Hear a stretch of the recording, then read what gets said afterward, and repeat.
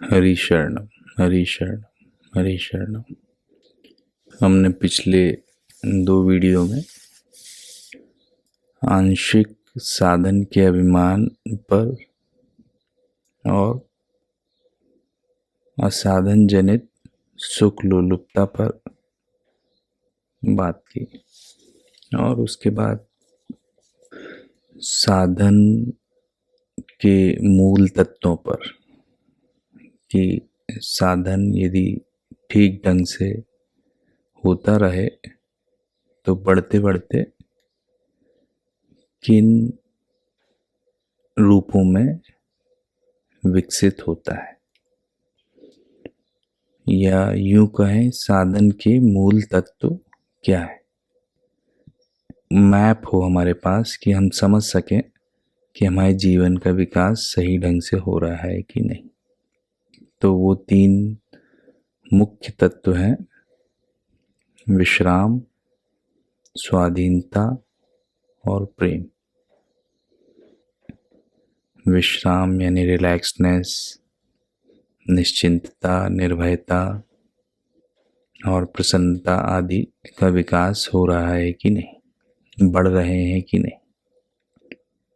तो उसके पहले वीडियोस में हमने जाने हुए असत के त्याग पर चर्चा की कि अपने भीतर अपने आप को सामने रख के एनालाइज करें और समझें कि हमसे क्या भूल हो रही हैं, हमसे क्या गलतियां हो रही हैं। जो हमारी प्रॉब्लम्स हैं, प्रॉब्लम ओरिएंटेड माइंड से सॉल्यूशन ओरिएंटेड माइंड और थोड़ा एनालिसिस कि क्या हमसे क्या भूल हो रही है, हमारे सोचने के तरीके में तो कहीं दिक्कत नहीं,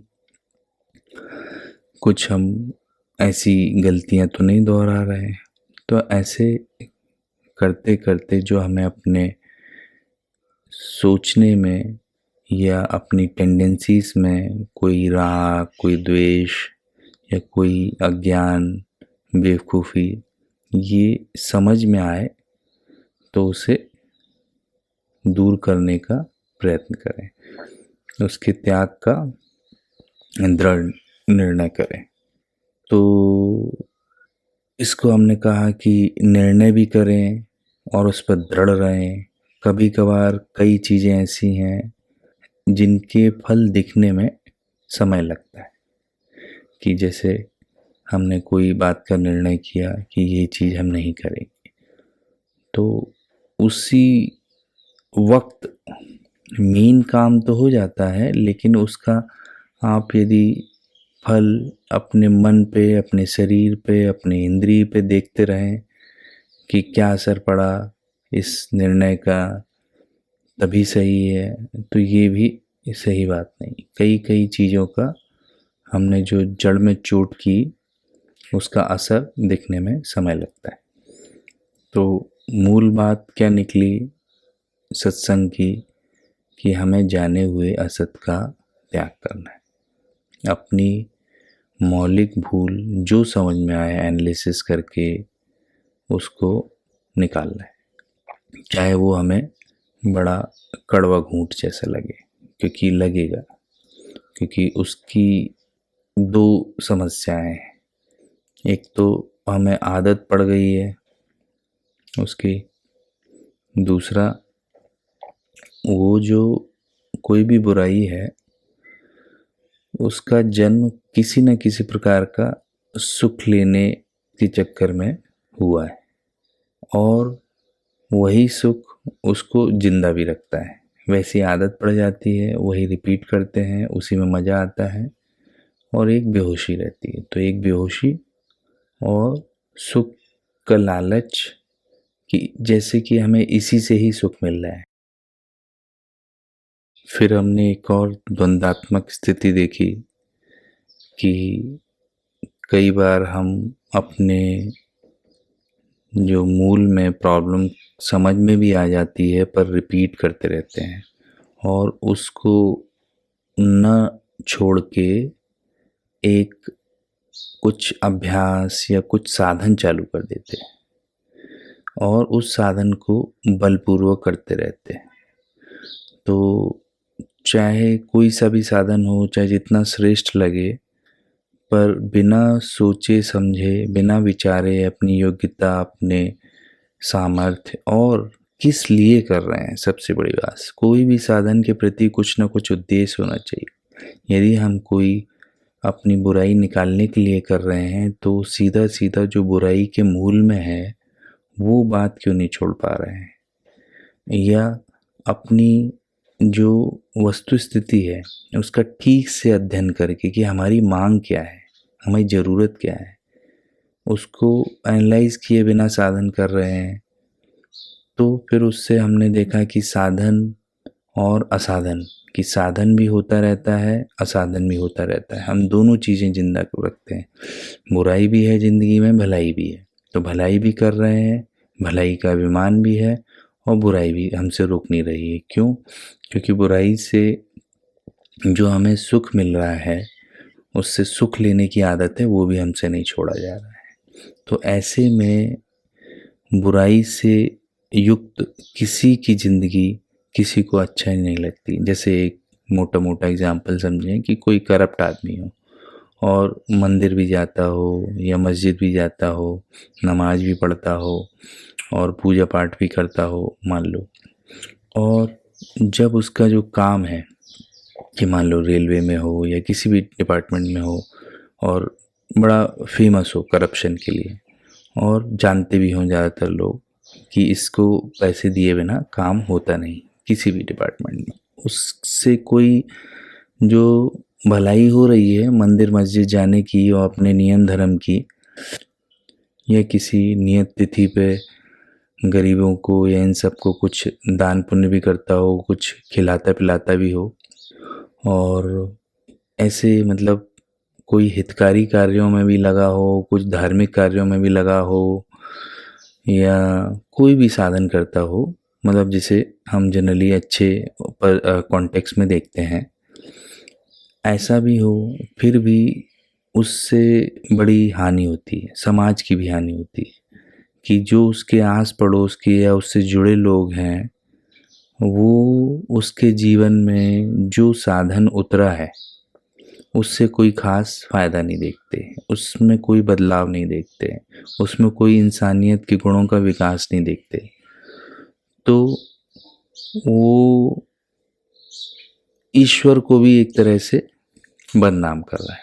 ईश्वर या अध्यात्म या कोई भी ऐसी चीज़ें हैं जिनके प्रति कई बार जो नए लोग हैं जो साधन में लगे नहीं हैं, उनको जो एक अंदर से चिढ़ सी उठती है, उसका एक कारण ये भी होता है, जो उस धर्म को, कर्म को, साधन को मानने वाले, करने वाले लोग हैं, उनका जो व्यवहार है, उनका जो रवैया है, उनका जो जीवन है, वो सही नहीं लगता उन्हें, उनमें वो दुर्गुण दिखते हैं, उनमें वो बुराइयां दिखती हैं।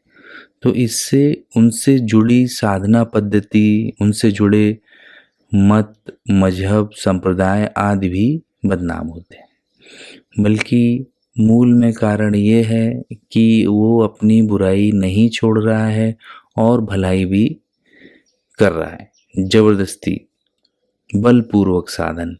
तो इससे भक्ति के नाम को या विश्वास को या फिर उस साधन को, मान लो वो डेली 1 लाख जप करता है, पर द्वेष, बुराई या कई प्रकार की ऐसी चीज़ों में भी फंसा है या अपने अधिकार का दुरुपयोग करता है, तो आदमी जनरली ये कहता है कि तुम्हारे इतने जप करने से क्या लाभ, या उसके घर में ही उसकी पत्नी से नहीं बनती तो कहती तुम इतना इतना साधन कर रहे हो, या पत्नी कर रही है तो पति बोलता है तुम इतना इतना कर रहे हो पर तुम्हारे स्वभाव में कोई अंतर नहीं, तुम्हारे पास बैठने का नहीं मन करता, तुम घर में रहते हो तो हमको लगता है बाहर जाएं, या वाइस वर्सा।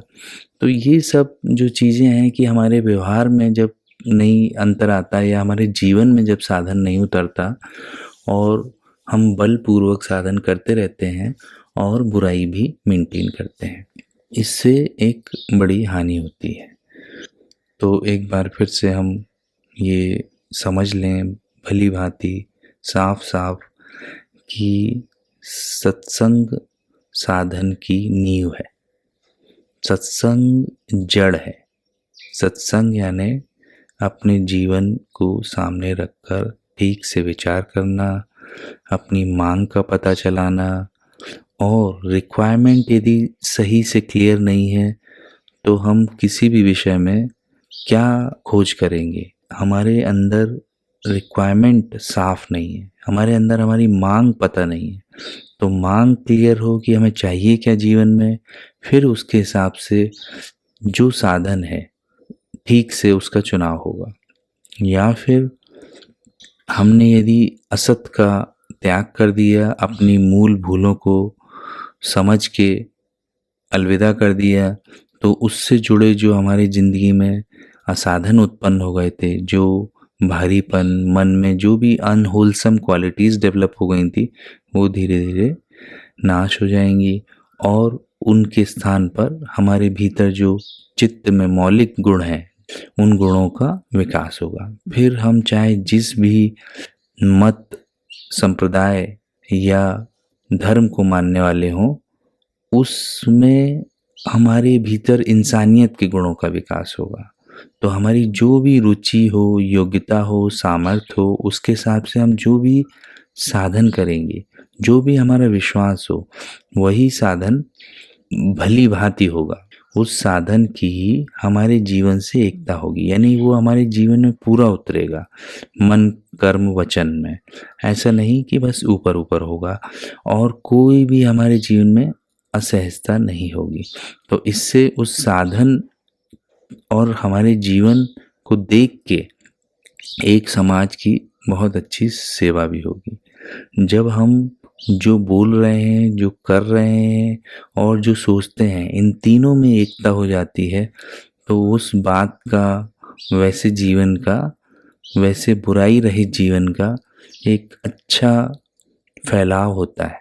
आसपास लोगों के मनों पे भी असर पड़ता है और लोगों को भी भीतर से सुधरने की, अपने असाधन को, अपने असत को, अपनी भूलों को, अपनी बुराइयों को छोड़ने की प्रेरणा मिलती है।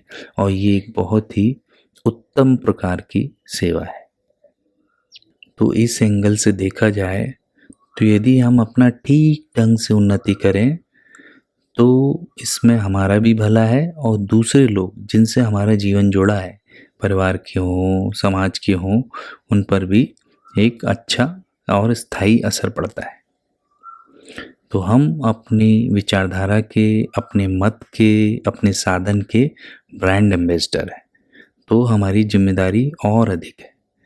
तो किसी भी विशेषता का अपने में थोप के उसका अभिमान न करें, यानी अपने साधन का, अपने विचार का, उसके श्रेष्ठ होने का, अपनी टेक्निक का, या ज़्यादा अकल का, या ज़्यादा धन संग्रह करने का, ज़्यादा कमाने की योग्यता का, कि मैं इतना इतना कमाता हूँ तुम ऐसा ऐसा करो, या कोई भी गुण का अभिमान न करें। तो फिर हमसे गलती हो जाए तो हमें गुस्सा नहीं आया कि कोई हमने अच्छी चीज़ चालू कर दी तो क्या हमने ठेका ले लिया है कि अब हम गुस्सा नहीं करेंगे, या ऑल ऑफ ए सडन हम एकदम से थोड़ी ना परमात्मा बन गए या कुछ सिद्ध हो गए। नहीं, गुस्सा हो या जो भी चीज़ हो, सहजता से जो होंगी होंगी, लेकिन अच्छाई के नाम पे नहीं हो कि हम इतना इतना अच्छा करते हैं तो हमें कंसेशन है। कंसेशन न लें। कोई भी अच्छाई का अभिमान करके या उसके द्वारा उसको ढकने का, या ये ना सोचें कि अब हम ये अच्छा काम कर रहे हैं तो इतना तो चलता है, ये एटीट्यूड बिल्कुल ना रखें। तो अच्छा कर रहे हैं क्योंकि हमसे किए बिना नहीं रह जाता, वो भी हमारा स्वभाव है, या हम कर रहे हैं ताकि हमारी अच्छी आदत धीरे धीरे बने, लेकिन मूल में प्रायोरिटी बुराई छोड़ने की ज़्यादा रखनी है। और बुराई जब तक है तब तक हमें खटके, दुख हो, उस बुराई में अपनी दुर्बलता समझें और उसके लिए जिसके प्रति बुराई हो उससे माफ़ी मांगने में भी क्या घट रहा है, यदि जब दिमाग ठंडा हो। पर ऐसा नहीं कि अब हम कुछ श्रेष्ठ हो गए, ऐसी विशेषता का मन में जरा सा भी अभिमान न पलने दें। ये मेन बात है। क्योंकि अभिमान से, साधन के अभिमान से या कोई विशेष विचारों के अभिमान से हमारी प्रगति तो रुकती है, और हमारे व्यवहार के कारण समाज में उस पद्धति के प्रति, उस विचारधारा के प्रति, उस टेक्निक के प्रति लोगों में उत्साह नहीं होता है, क्योंकि हमारा एग्जाम्पल देखते हैं। इस चिंतन को यहीं विराम देते हैं। आशा है आप अच्छे से समझ गए होंगे। और कोई यदि संदेह हो या कोई प्रश्न हो तो कमेंट्स में ज़रूर डालें। हरि शरणम, हरि शरणम, हरि शरणम।